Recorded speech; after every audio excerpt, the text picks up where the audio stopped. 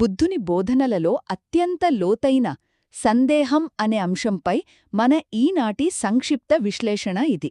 నిజానికి కేవలం తెలుసుకోవాలనే ఆసక్తి అనే ముసుగులో ఈ సందేహం మనల్ని ఎలా దారి తప్పిస్తుందో, అసలు మన ఆధ్యాత్మిక పురోగతిని ఎలా అడ్డుకుంటుందో ఇప్పుడు మనం చూద్దాం.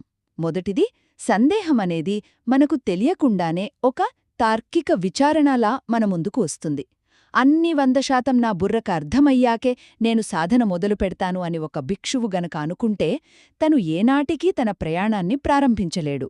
రెండవది, కర్మ లేదా నిర్వాణంలాంటి లోతైన సత్యాలను గ్రహించడానికి సాధన ద్వారా వచ్చే ఒక ప్రత్యేకమైన జ్ఞానం అవసరం. సరిగ్గా దారి చూపే మార్గదర్శిని ఒక గుడ్డివాడు ఎలాగైతే నమ్మకంతో అనుసరిస్తాడో, అన్నీ నాకు ఇప్పుడే కళ్లకు కనిపించడం లేదు కదా అని మధ్యమోనే వదిలేయకుండా ముందుగా మనం ఆ మార్గంలో నడవాలి. చివరగా, ఇక్కడ విశ్వాసమంటే ఏమాత్రం గుడ్డి నమ్మకం కాదండి, అదొక పదునైన ఆచరణాత్మక సాధనం. ముందుగా ఈ సందేహాన్ని మన ప్రయాణంలో ఒక ప్రధాన శత్రువుగా గుర్తించి నిరంతర సాధనతో దాని స్థానంలో మెల్లమల్లగా విశ్వాసాన్ని పెంచుకోవాలి.